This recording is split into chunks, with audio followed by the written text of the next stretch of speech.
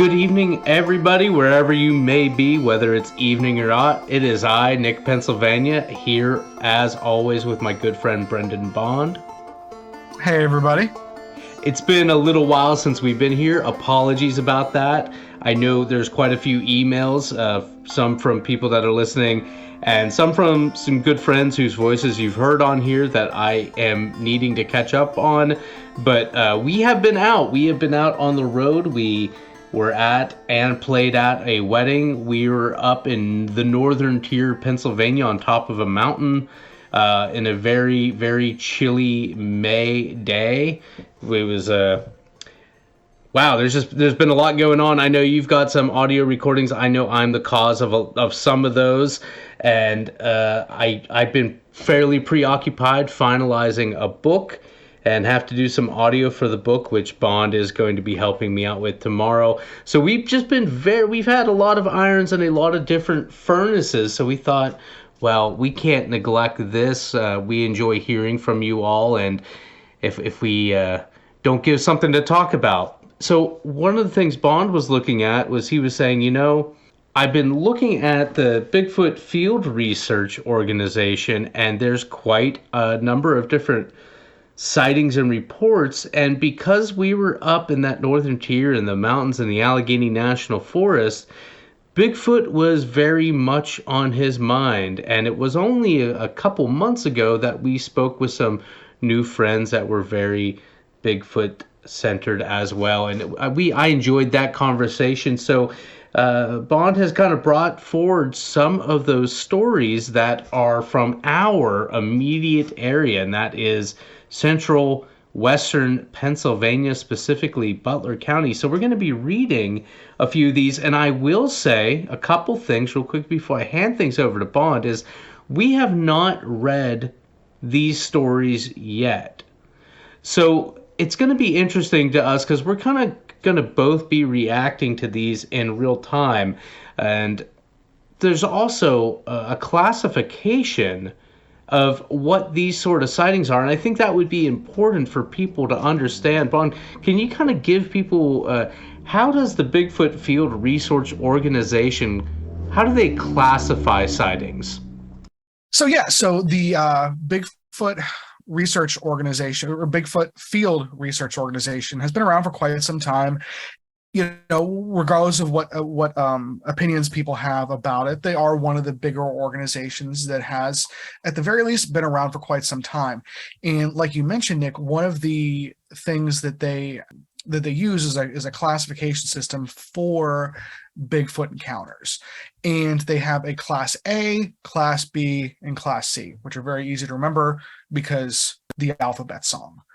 And with the Class A, they define that as a report that involves a clear sighting in circumstances where misinterpretation or misidentification of other animals can be ruled out with greater confidence. Then a Class B is incidents where a possible Bigfoot or Sasquatch was observed at a great distance or in poor lighting conditions, or incidents of other circumstances that don't afford like a clear view of the subject. Then Class C are the majority of secondhand and third-hand reports, and those are kind of more, that's like the lowest tier. So Class A is the most clear, Class C least clear when it comes to, not only sight, but like interpretation and source. Okay, so with that established, is there anything else that you would like to add before we read the first of these stories from our own county? Yeah, just kind of echoing what you said earlier, Nick, like we were up in Warren County, I was just like thinking Sasquatch all weekend because, it's part of the culture up there, and which is a little different than what it is kind of down here in our county, where you don't see quite as many Sasquatch cutouts along the side of the road as you do up there on some of those back roads. Well, and one of the things I was kind of curious about, as I mentioned, we have not read these stories, and to see that there are 4 in our own county, right. It's not something as kind of as what you're getting. It's not about a culture to me or not. It's just about, I don't hear many people saying of sightings in this area. Coincidentally, I remember a friend of ours, Jared, had called me once because he said there was some Australian thing radio show he was listening to on his shortwave, and they were talking about Crawford County, which is 2 counties Right. north of us. There was a kind of and it must have been an impressive Bigfoot sighting to be reported in Australia. All the way over there. Yeah. No, and that's why whenever I was thinking about that, and we were thinking what we want to talk about this week, I was like, oh, let's check out what the BFRO has. And I popped on here and saw that Butler County had 4. And that's when I immediately was like, well, here we go. Like, let's see how these go. So again, we're going to be reading these along with you guys. So I'm going to go ahead and get started here with the first one. We'll see how many of these we kind of get through and see where the conversation takes us. But so this first one, again, Butler County was in the summer of 2015. It says nearest town, which I think is cool. They have all these details on here. The location details are Muskrat Cove in Moraine State Park. I am familiar. Which we are both very familiar with. We have Yes. fished there, and I have hiked there, and I was planning on hiking there on Monday. So we'll see how this goes. Yeah, as I recall, it was my first time fly fishing in a big lake. Yeah. And I remember we were waiting. We were just wearing wading socks with our boots on and just shorts. And I remember wading out. I think we were like 20 yards out, and it was only up to my knees. Yeah, it was wild. Yeah, It's a weird thing. Yeah, that's a fun spot. But so that's where this was taking place. So that's even crazier. So so this is what it says. It had to be the summer of 2015. I was camping with my son's troop in Moraine State Park in Butler County, PA. I woke up in the middle of the night. I want to say it was around midnight, but cannot be sure. This would have been a Friday night into Saturday morning. I was taken aback by how quiet the woods were. Being a seasoned tent camper, this struck me as odd. Our tent was the closest to the shoreline, maybe 30 or 40 yards of woods in between us and the shore. The deep woods were on the other side of the trail road from our tent site. I know exactly where this is. Up the shoreline, I heard what sounded like a tree or rock knock. The knock continued for a little bit and was eventually answered by other tree knocks coming from 2 distinct locations deep in the woods. The answered calls seemed pretty far in the distance, but still audible. The original knock came from our side of the shore and was closer than the other 2. This happened for a little while. The answering calls never changed, but the knock on our side kept getting closer to our tent site. I was actually astonished at how fast the knocks were moving down the shoreline. By that, I mean the knock source closest to us was coming towards our campsite, working its way down the shoreline. Whatever was making the knocks was moving at a good speed for being in the woods at night. Then the knock stopped right when it felt like the source was directly behind us. The following night was Saturday. I woke up again, but this time the woods were normal sounding and there was boat life on the lake. I did hear one other knock fairly distant in the woods, but that was the only one. So that's a wild little story. My first thought on that. Oh, sorry, go ahead. No. What class was that of their A, B, and C? This is a class B. So, Okay. So I think of the class B encounter is probably the auditory ones too. It sounds like, because again, he didn't see anything here. This guy's assuming this is a Bigfoot encounter because of the historical connection between what people call wood knocks or rock knocking and Bigfoot communication is what folks say. So what were those first thoughts you had? So my first thoughts are just, when it comes to tree knocks, as they call them, and for folks who don't quite understand or aren't familiar with this, the theory, as I understand it, is that Bigfoot will communicate to other Bigfoot by doing what are called tree knocks, which is they literally will apparently pick up like a branch in the woods and just smack a tree. There have been folks who have reported actually seeing this happen, but those seem to be kind of rare. It seems to be part of the phenomena that gets attributed to Bigfoot a lot, but isn't often. Like, it definitely could be other things, right? It could be a person. It could be woodpeckers, obviously make a lot of noise. There are other things in the woods that will hit things together. So I think that's probably what makes this a Class B encounter in their definition versus a Class A. I would say that would be different than, like, you know, seeing something, obviously. But wood knocks are interesting because, if it sounds like something is coming towards him and everything, A, I imagine that's unnerving, and B, it's one of those things where it's like that's probably not another animal, at least in my initial reading. It's either Bigfoot or it's a person. And if it's a person just like making noise in the woods at night, that's kind of weird, especially if you're camping with like your kids. Sure. The thing where he said about it being quiet in the woods, that gets into that what some folks call like is it like the Oz effect or something? There's a name that people use for whenever the woods get what seems to be unnaturally quiet around certain paranormal encounters.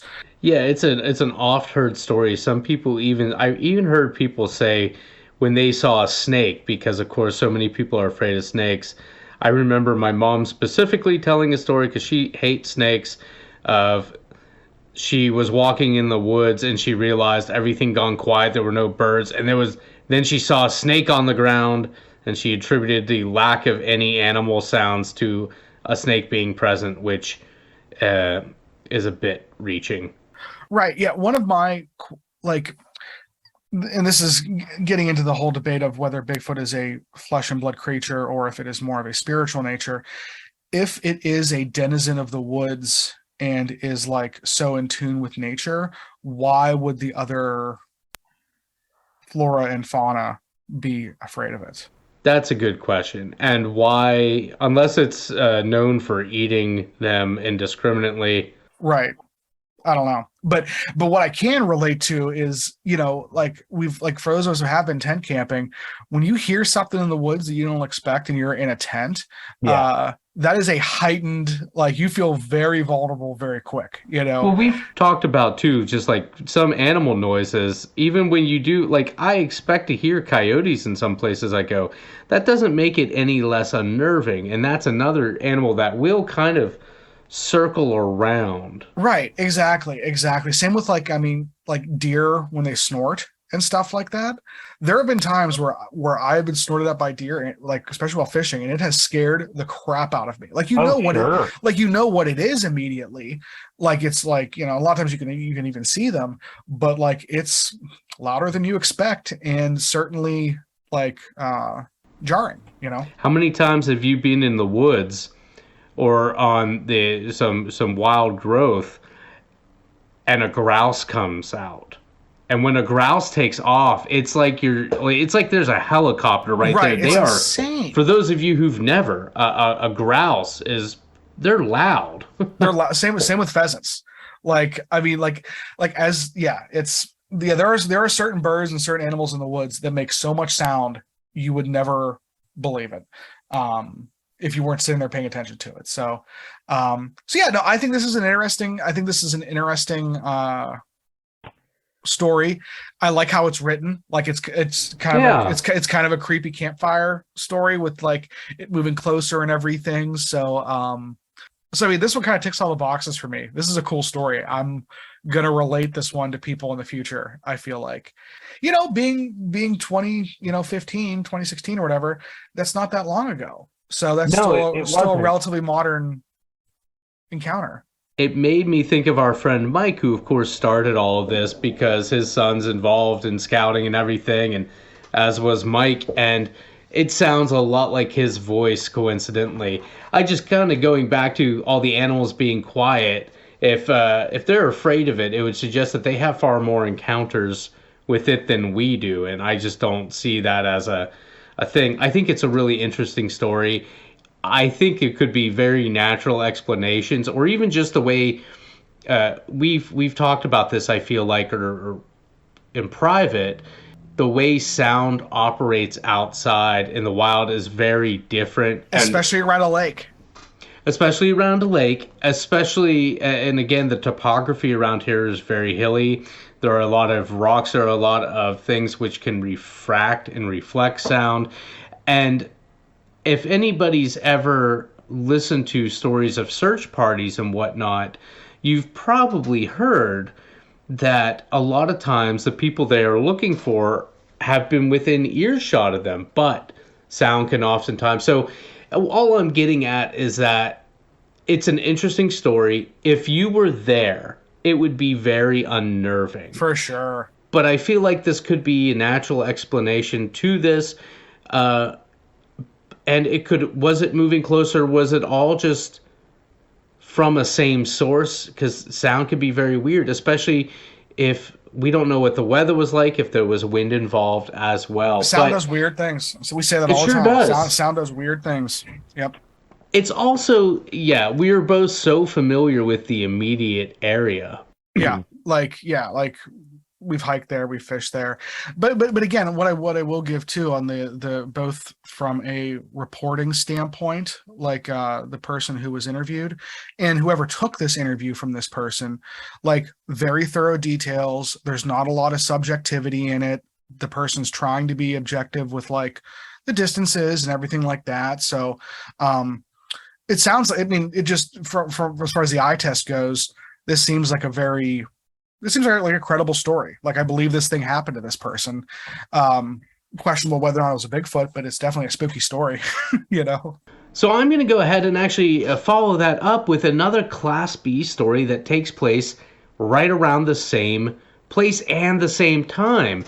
So Class B, just like the last one, this was spring, May, same time we're recording this. Also in 2015, also at Lake Arthur, a fisherman on Lake Arthur startled by a series of possible wood knocks and rock clacks.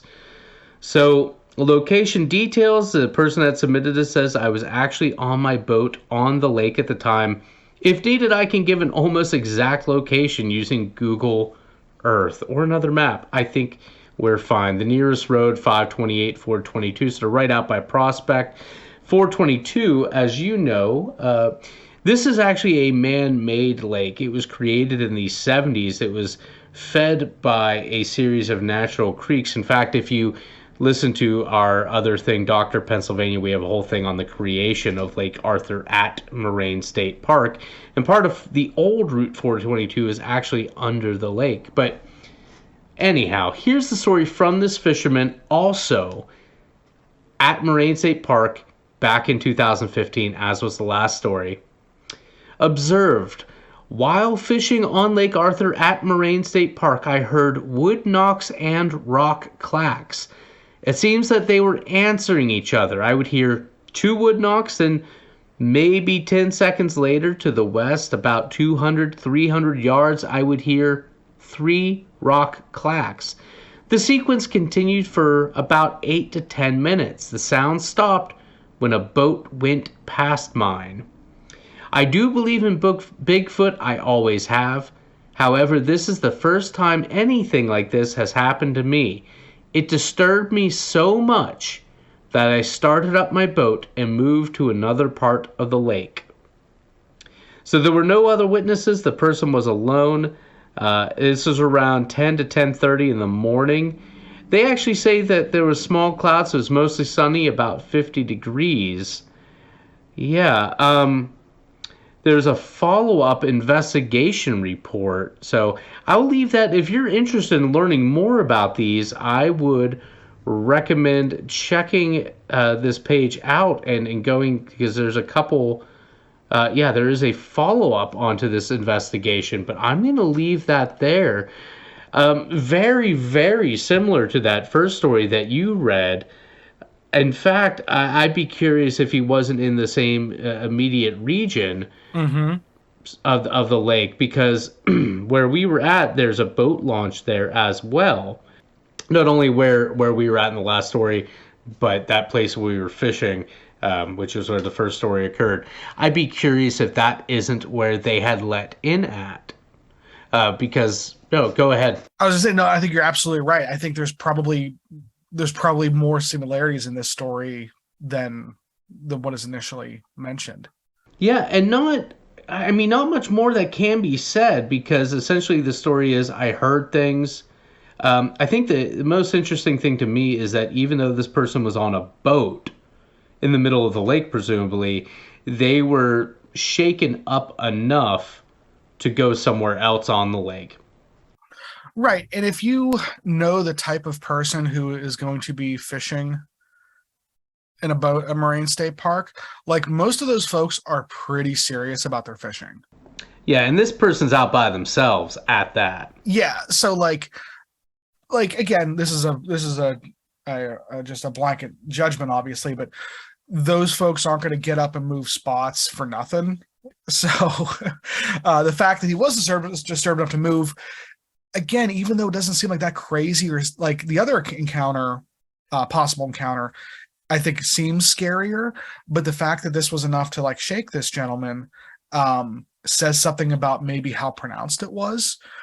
Now, one of the things that makes me just not to just sit here and debunk stuff all day, but one of the other things about that area is there are quite a few converging trails around that area. Not only the North Country Trail, which is a, huge trail, but lots of local ones to the park. And given that these happened around at least the same year, is it possible that those were just hikers trying to communicate with each other or something like that? Like something like, I'm not even saying there's people trying to hoax people, because Right. again, in Butler County, pretending to be Bigfoot is probably not a safe thing to do. Just saying, I'm just saying it's probably not a safe thing to do. Like, don't pretend to be Bigfoot in Moraine. But this is real quick. This brings me to something, and that is, why would hikers use clacking rocks and whatnot? Why wouldn't you use a whistle or a call? Yodeling was developed to communicate, and that brings me to like, why wouldn't a Bigfoot utilize vocalizations? There's supposed recordings of Bigfoot vocalizations.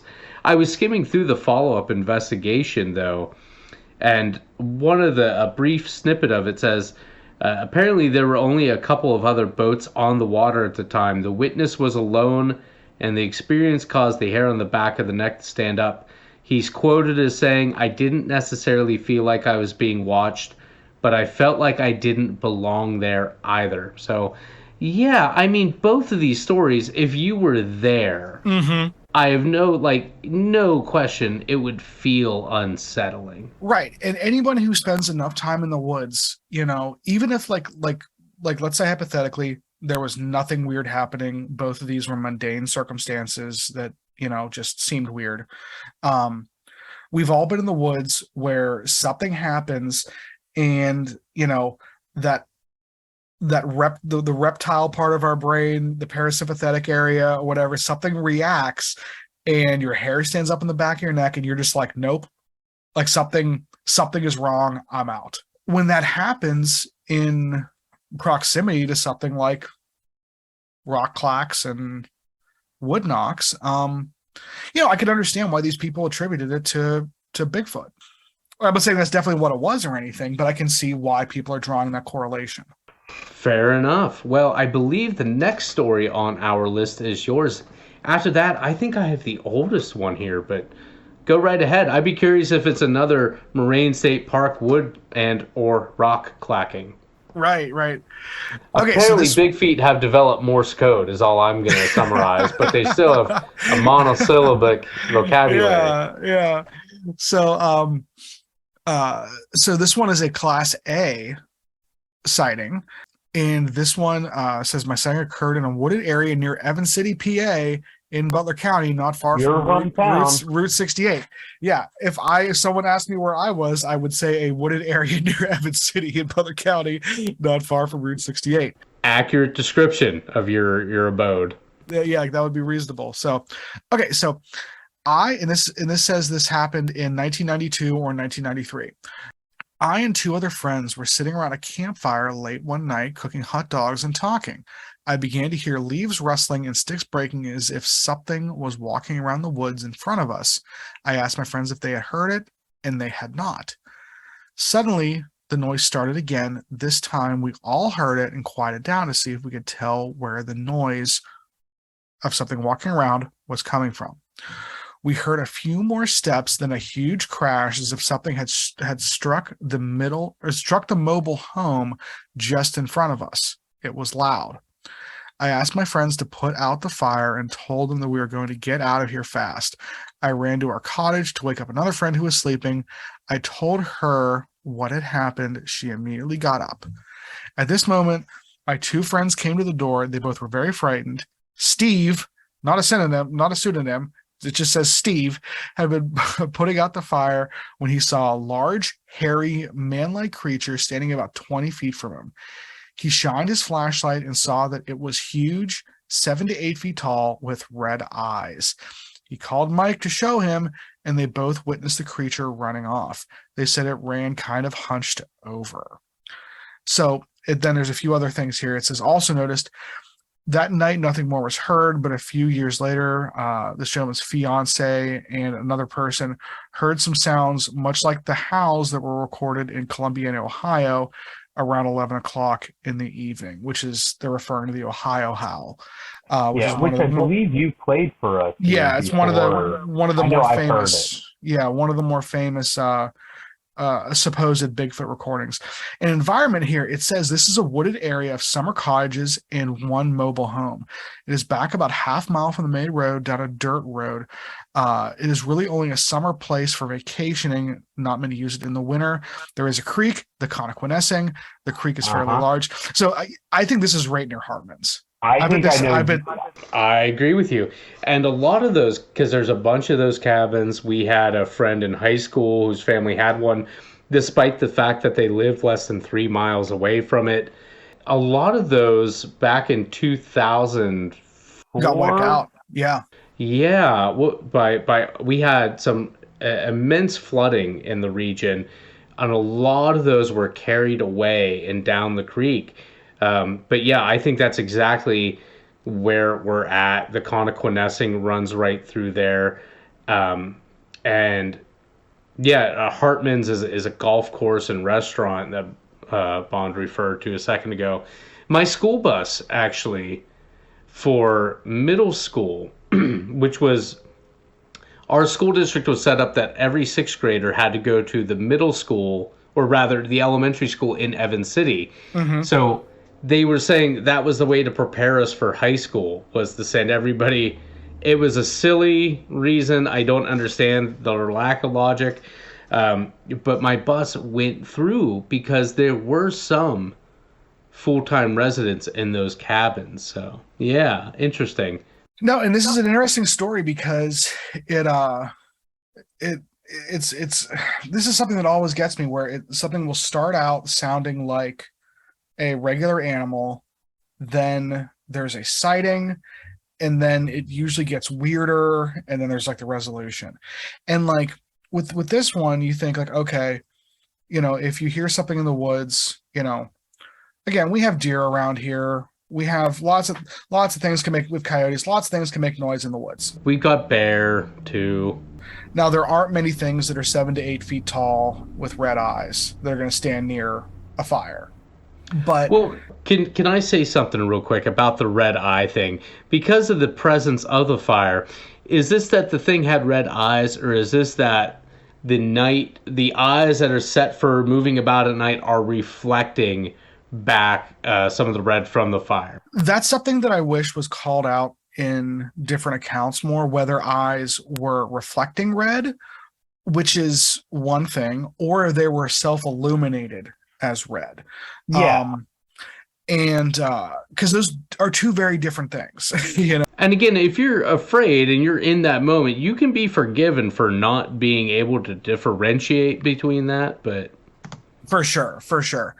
But again, they did say they said they were going to put the fire out, so that would be a worthwhile distinction to draw in this story. Was it before you put the fire out or after you put the fire out? Sure. But again, I think it's interesting that like the story had start with one person. There's two other witnesses, and the fact that they woke up this other girl, and she immediately like got up to leave with them kind of thing. Like, I think of like how we were when we were younger, and if one of us woke the other up saying like we need to get out of here now, we probably like, I mean, it's you know, that adds some legitimacy to the story for me. I have an almost identical story to that, but it doesn't involve Bigfoot in any way, and I'll be very quick with it. It was called the November Plan. My friend Brandon and Art and we used to go midnight bowling, and we would be bowling till 2 a.m, but there was a curfew. If you were under 18, you could not be out and about. So we would leave the bowling alley and we would sneak behind the bowling alley into a cornfield. We'd have to cross a road into the woods, and we would have to go through a cemetery and through this trail in the woods, and then run through a field. And if a car would come, we'd throw ourselves on the ground. There were several times where the police spotlight would come up, and yeah, it was thrilling and fun, and that was a real pleasure. But Art one time had this great idea. We called it the November Plan. He said, instead of running around like criminals, what if we just went into the woods? I know a place where there's a burn barrel. We can have a fire. We can make some hot dogs, and we can have some tea and hot dogs. And we can just wait for dawn. And then when 6 a.m. rolls around, we'll just walk down Main Street like regular people. We'll go to the country kitchen, have breakfast. I don't know why everything's centered around food, but he was very, but having breakfast at the country kitchen that early. And then we'll have breakfast, and then we'll go back to my house and sleep. Great. That's a brilliant plan. So we do this. We are out and in the middle of the woods, I thought. We're at this burn barrel. There's a log. Brandon and I are up. We're not eating hot dogs, but we did bring some. We were drinking tea. We were talking. And Art had nodded off. That's cool. He's just laying on the ground. Everything's cool. This is going great. And we hear a car door slam. Like, boom. And now we're heightened. And without even saying anything, Brandon and I just looked at each other, and I'm sorry. Brandon poured iced tea that we had. We had one of those big gallon things we were passing between us. Right. He poured it on the fire. A lot of smoke went up, and the fire was out. And I'm like, Art, get the hell up. We got to move. And just around then, right before, while I was still debating, like, do I wake Art up? I should wake Art up. We heard another door close, but it was not a car door. So we start running through this, out of the woods, into this field of wheat. And we are just bolting. And at one point, right before we entered the field of wheat, Art and I looked back, and we saw two big lights going around. So we run out, we take a peer down the street, and we see there's a police car in front of the house. And we make it back. And the next afternoon, everything else we make it back to my house around 4 a.m, and we stay up because we're all adrenaline now. Point, yeah. And around 6:30, we walked down to the country kitchen and got our $7 breakfast. The next afternoon, after waking up, I walked back up that way with Brandon, and we realized the way we went, you couldn't tell, one, at night, and because of the way things were, but we were essentially just in some people's backyard. Like, there was a little lip, and there was a wood of trees, but beyond the burn barrel, it was only like maybe 15 feet to like a well-manicured lawn. Yeah. I had not been there until like that night, so I had no idea. So can you imagine how freaked out those people were? Like, there was clear evidence that a fire had been taking place. There was probably like a half-eaten hot dog sitting there. Is this a Bigfoot sighting that they're talking about? Maybe. We could only hope. So I've been in that exact situation where you've had to wake up and someone's like, I understand there's danger about and we need to move. Yeah, but I mean, like, exactly. No, that's a great story, and I think that that little moment of it, yeah, it's like you can kind of relate to that. It's like, okay, that's an element that I think that I don't know. Like, again, this is a story I believe it happened, whether or not that was Absolutely, whether or not that creature was in fact there or not, who knows?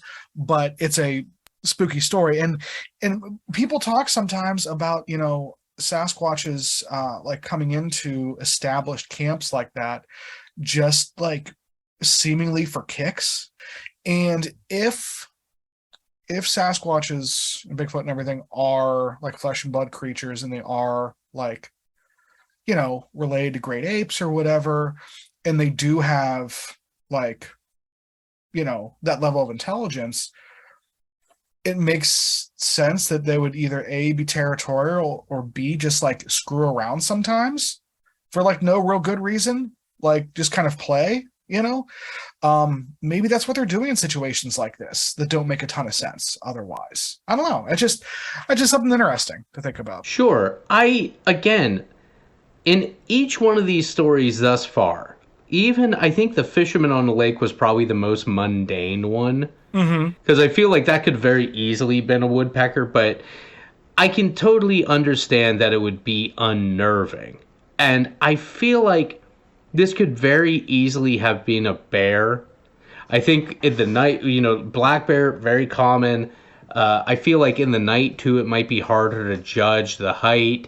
With the fire, it might have been reflecting the red. These bears are, they tend to be more active at night. Yeah, I feel like this could very easily be a bear, but I have no doubt that these reactions were genuine. For sure. And even if it were just a bear standing up and being that close to you is as real a threat as any that you've imagined a Bigfoot would present. Not a great situation to be in either way. Yeah, no, I completely agree. Okay. So this next one is also a Class A. So the first two were Class Bs. Bond's last one was a Class A, and this one's a Class A. This one is going back all the way to 1977.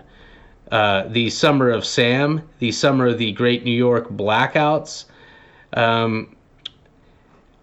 The person notes that not only did it occur in 1977, they can't quite remember the season, but they note that they first saw it in 1977, and my mother saw the prints approximately 5 years later.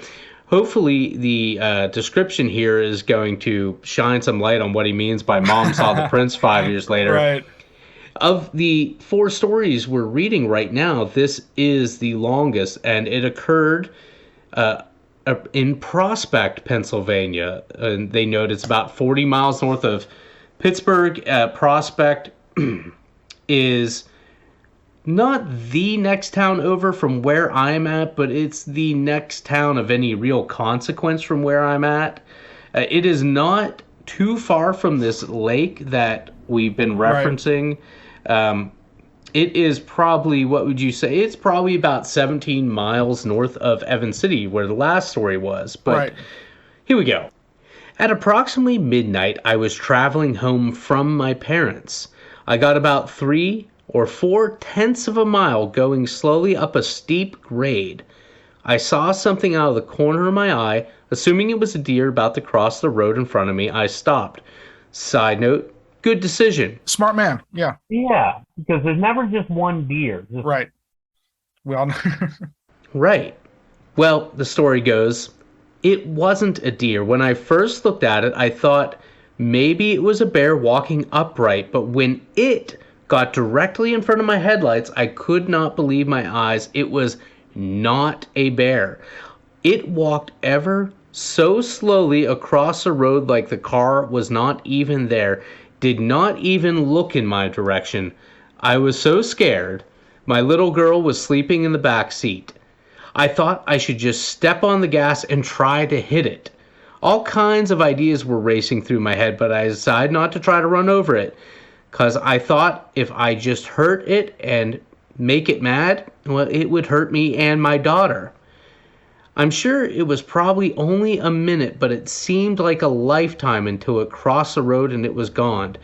It made no sound. It resembled very much the pictures at this site. I've never spoken to this publicly. I've only told very close relatives. I had nightmares for years afterwards. A few years later, my mother and my daughter were walking through an old strip mine just a short distance from where it had crossed the road years before, and there were fresh footprints in the mud. I believe my brother made a plaster cast of the print. We don't speak any longer, so I'm not sure if he still has it. I originally saw this thing in 1977. My mom saw the prints about 5 years later, so obviously it was still in the area. My parents have passed away, and the area is now much more populated. I had just dropped my mom off at her home. We had been out for the evening. There was no alcohol involved. And so there you go. They also note the environment. The later thing was at an old strip mine which had been replanted with pine trees. There is a large lake or so about a mile across the country from where they saw it. So I don't think, I mean, this possibly could be Lake Arthur to which the writer is referring, but I don't think so, only because 1977, let me confirm this, I believe the lake would have been brand new right around then. So maybe it was. Yeah, 1970. 1970. Okay. So then maybe this is another sighting within a mile of Lake Arthur. So, okay, there we go. I thought, so she's outside of the town of Prospect. Interesting. What are your thoughts there? Yeah, so I think it's interesting that, again, this sounds like, I mean, it's a good story, in the sense that, like, it seems like the person, it was, like, detailed enough that it passes, like, the eye test, and I think it's actually kind of interesting that this person had the reaction of, like, and remembered the thought of, like, maybe I should just hit this thing. Yeah, which like in hindsight might seem like either like aggressive or kind of weird, but Fight, I can imagine, flight, or freeze. Yeah, exactly. Yeah, like that's like it's probably the same type of reaction that these other folks have had, where they get just like the weird feeling. But if you have, like, your kid with you, you can forgive an otherwise maybe not aggressive person for being like, I'm in danger and my kid's in danger. What do I do? This reaction is intuitive. Right. Exactly. Yeah. So, like, I think that that's an interesting element that, like, again, lends some credibility to the story that, like, I believe this person, that it's not a misidentification of an upright walking bear. Anybody that is normally in the woods that knows, like, black bears, like, yeah, black bears are things you need to worry about, but they're also just kind of like big dumb dogs. Like that, yeah, that's been my descriptor for years. Yeah, they're not, especially if you're in a vehicle, like, you're not going to be stricken with panic and worry for you and your daughter's life because a black bear is walking across the road in front. See, the one thing, though, is we don't know how familiar this person is. Good point. We're making some assumptions just because they're living in the 1970s in this region, and we're assuming that by virtue of that alone that they're very familiar with the wildlife. Good point. Yeah. No, that is an assumption that I'm kind of making there. But I think it's interesting too, whenever the gentleman notes that, like, this thing didn't, like, pay him any attention, because that is a thing you hear in other stories, both. And it's interesting because you see that in Bigfoot stories sometimes, where, like, it doesn't care or even seem to notice that you're there. And what that reminds me of is a residual haunting. Yeah, it's like something that you're like, it's not interactive in any way. It's just a thing that's happening out in the woods. That is an interesting thing. That's an interesting conclusion that I have never considered, but that makes sense to me. I mean, I still believe that this could very easily, again, be another case of mistaken identity. It's very late at night. You've got a child in the back seat. I don't know what else is going on in your life. I don't know how familiar you are, again, with bears or, whatever. But that's an interesting, because, again, as you said, there are a lot of stories where it just does not seem to really acknowledge other things around it. Yeah, that's just a weird fact. Yeah. That's an interesting thing that you say. But those are 4 stories that Bond found from our county here. Again, not a county. We don't hear very much about Bigfoot sightings in our everyday conversations. When we do, it's usually people that are in the northern tier, north of us, or, in Ohio or West Virginia, way more often West Virginia, wild and wonderful. But I know you got at least one more. Why don't you pick one more? Because you had another that was just outside of our county. I believe there was one in the Allison Park area, you said? Yeah, it was interesting because whenever I looked up Allegheny County, because I wanted to see, like, in relation how many were around counties around us. Now, just for those of you obviously, most of you are not in the area where we live, but Allegheny County is the county that is where Pittsburgh is. Pittsburgh, Pennsylvania is in Allegheny County. Allison Park is immediately...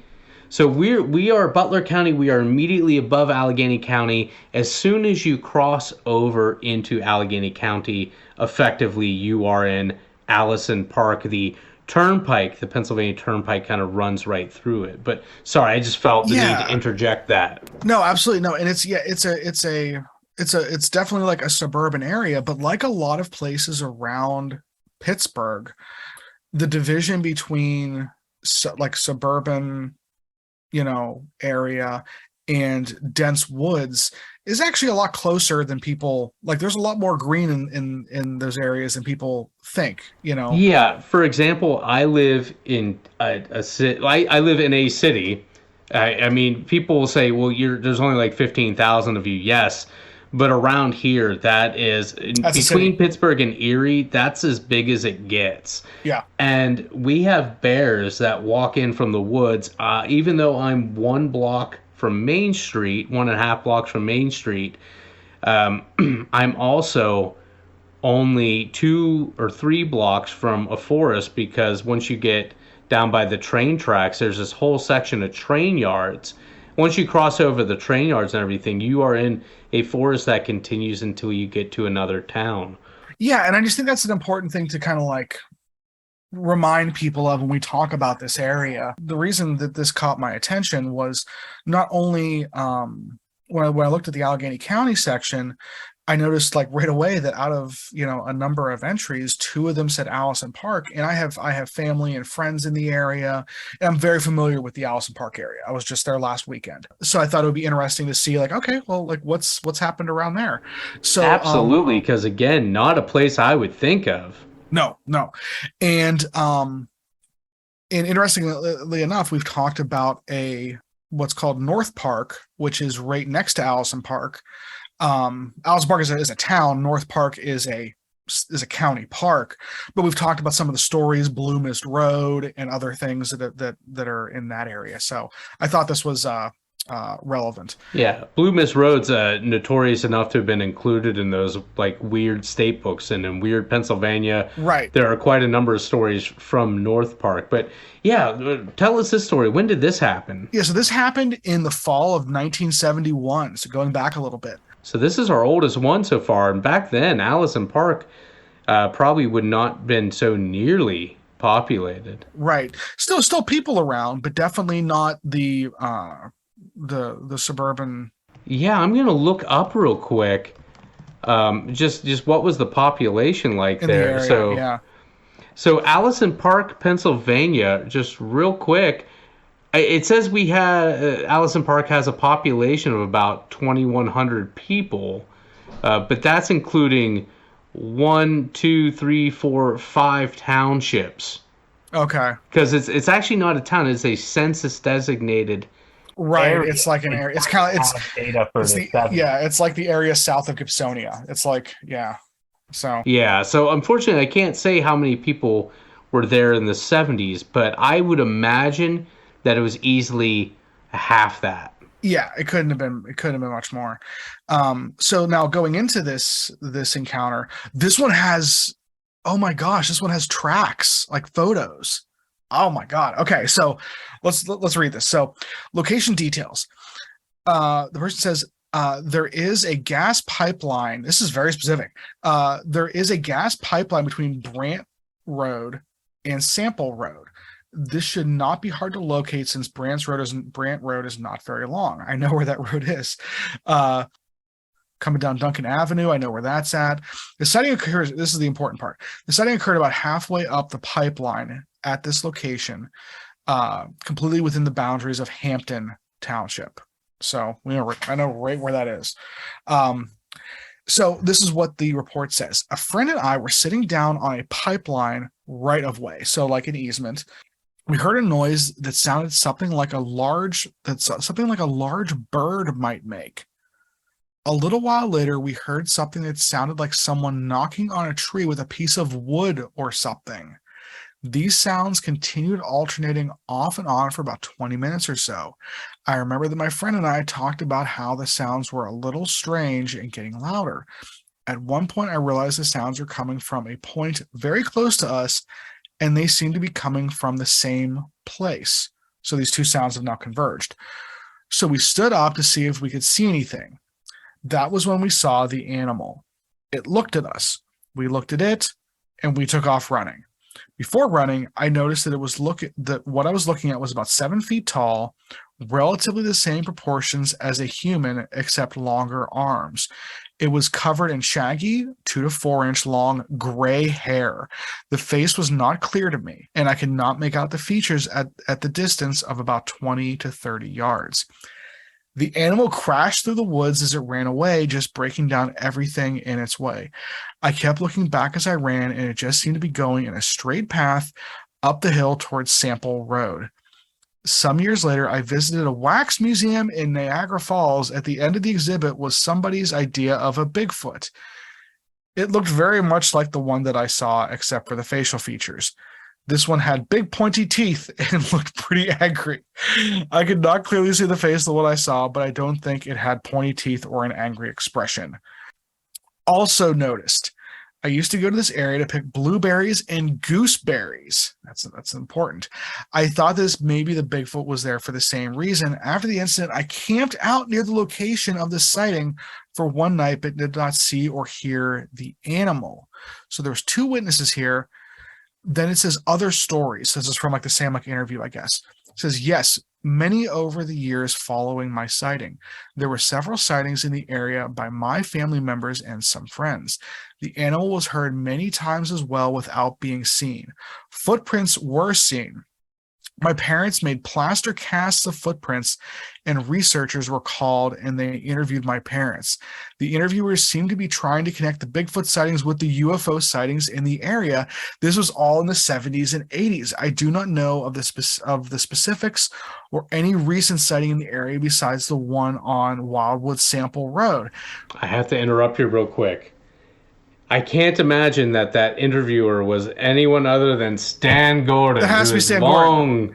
Long championed. I'm not saying the aliens and UFOs are the same, but sorry, I had that thought. I had to go there. Oh my gosh! And then they go on, and the interviewer posts photos of the footprints, and I'm going to send these to you right now, Nick, so you can see them as well. This is pretty incredible. Yeah. This in this area too. Like I've been looking while you've been reading, and I can't find population data. Mm-hmm. But Sample Road, it runs through. This area has been very well developed because it is sandwiched between 2 main highways that are that run north-south. Right. Plus, the turnpike is immediately north. As I said, it kind of runs through. North Park, Sample Road runs right up against North Park. Right. And it also runs up by the Wildwood Golf Club there. So, yeah, let me look at these pictures. Yeah, while you're looking at that, here's the other. They look like giant cornflakes. So this is, so real quick. So this is the other story from a different person, but it's referenced by the other person. So this apparently occurred in 2006. This is another Class A sighting from Allison Park, specifically Wildwood Sample Road.